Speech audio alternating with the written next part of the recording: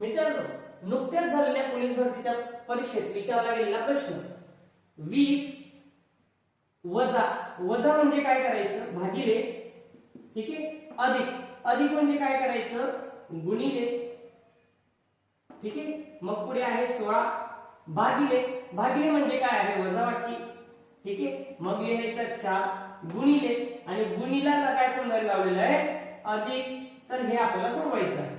मग याची किंमत कशी निघेल 20 ला 5 ने भागा, उत्तर येतं 4 गुणिले 16 वजा 4 अधिक 30।